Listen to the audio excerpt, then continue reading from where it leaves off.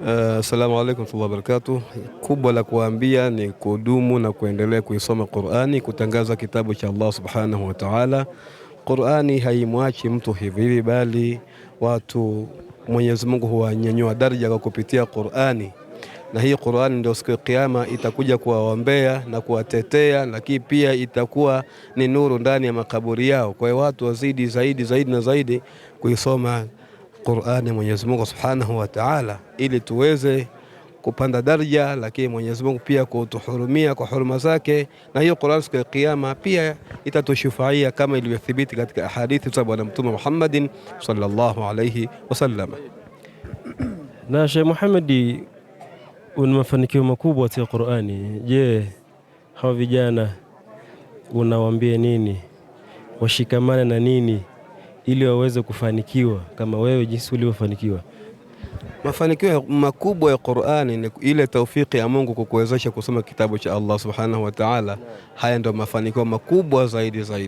Na hata hao vijana bado sisi pia na sisi tunazidi kuwaombea kwa Allah subhanahu wa ta'ala awaafikie au awape taufiki zaidi waweze kuendelea kukisoma kitabu cha Allah subhanahu wa ta'ala. Kama ilivyo wakati huu watu wamebezi upande mmoja wa sekula wakaacha kitabu cha Qur'ani, na ndo pale waqala rasulu ya rabbi inna qawmi ittakhadhu hadha alqur'ana mahjura, kwamba watu wamekikimbia kitabu cha Allah wao wakateua sekula. Lakini tunawaambia kwamba wazidi kukisoma kitabu cha Allah ili tu waje wafanikiwe siku ya Kiyama. Allah, inshallah. Hapa moja kwa moja tulikuwa na Al-Qari Muhammad Uthman almaarufu Mdidi, amezungumza yake kuwanasihi vijana wasikate tamaa katika kusoma maneno ya Allah. Hapa pia tuko na mabingwa hawa, Sheikh Ahmed Twiga, tuko na Al-Qari Ali Kibabu. Huyu juzi ndo katoka Uturuki kwenda kushiriki mashindano, ni juzi hapa, mwezi hana katokea Uturuki. Na bwana Ahmed hapa saiba wangu, rafiki yangu, na yeye alisafiri kwenda nchi za Bangladeshi, kaenda Pakistani, na leo hii wamehudhuria katika dua iliyofanyika mkoa wa Dodoma, wilaya Chemba, kijiji cha Itolwa. Kahudhuria katika dua hii. Sheikh Ahmed, vipi hali yako habibi? Alhamdulillah, namshukuru Allah, hali yangu ni njema. Alhamdulillah. Vipi masuala yako ya Qur'ani na nini, na katika usomaji wako ni nini, unawaambia nini vijana? Kipi utakachowaambia ambacho kwamba kitaweza kuwasaidia katika karia yao ya usomaji? Ni kufanya jitihada katika swala zima la ukisoma kitabu cha Mwenyezi Mungu Subhanahu wa Ta'ala na kuzitengeza nyoyo. Kikubwa ni kufungamana na ikhlasi na kuangalia ni mwalimu yupi sahihi ambaye kwamba anaweza akakupatia jambo hili na ikawa ni sababu ya wewe kufika katika daraja ambayo kwamba itakusaidia katika namna moja ama nyingine. Kwa hiyo kubwa ni kutafuta mwalimu sahihi na kutengeza moyo. Insha Allah nadhani mafanikio yatapatikana insha Allah. Alhamdulillah rabbil alamin. Huyo ni bingwa Al-Qari Ahmed ambaye pia akatuhusia ya kwamba pia hata walimu, kumbe mimi nilikuwa sijui bwana, kumbe hata walimu, angalie mwalimu ambaye kwamba ni mzuri anaweza kukupa makamati vizuri.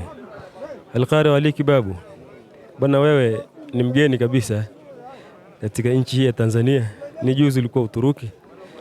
Alhamdulillah, alienda katika mashindano ya kidunia. Basi mwamba huyo inshallah, umejifunza nini bwana safari yako na mashindano yale uliyoyaenda, mashindano ya kidunia na mafanikio yake, umejifunza nini Al-Qari Ali Kibabu Ayub? Naam, alhamdulillah, namshukuru Mwenyezi Mungu na nikushukuru pia mtangazaji wetu wa Yadullah Online TV hii. Uko vizuri sana mashallah.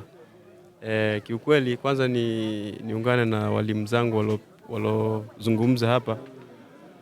Nafikiri walichokizungumza ndicho ambacho ni kitu sahihi sana, hususan katika sisi vijana ambao ndo tunalianza jambo hili ama ndo tunaianza safari hii ya usomaji wa Qur'ani.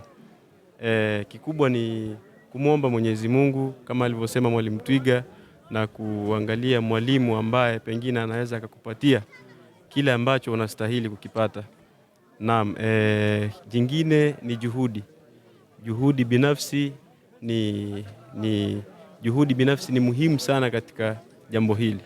Juhudi zako binafsi, manake kile ambacho mwalimu atakuelekeza ukakifanyia kazi, pia na wewe ukajiongeza pia katika jitihada zako tofauti na darsa. Lakini pia ni kumuomba Mwenyezi Mungu atulinde na mambo mabaya. Nafikiri changamoto zipo nyingi sana, na tumeona vijana wengi wamekatishwa tamaa na changamoto za hapa na pale. Niseme tu kwamba changamoto zipo katika kila sekta, katika kila nyanja changamoto hazikosekani, isipokuwa changamoto hizi ndizo ambazo zinatupandisha daraja. Manake unapovumilia zile changamoto, Mwenyezi Mungu anazidi kukupandisha daraja. Mimi sintakuwa na mengi zaidi, mtangazaji wa Yadullah Online TV, ya kwangu ni haya. Inshallah watazamaji wetu, inshallah tulikuwa moja kwa moja na baadhi ya wasomaji na baadhi ya mashekhe toka katika kijiji cha Itolwa. Alhamdulillah rabbil alamin. Watu wote inshallah tunaombeni sana mtusapoti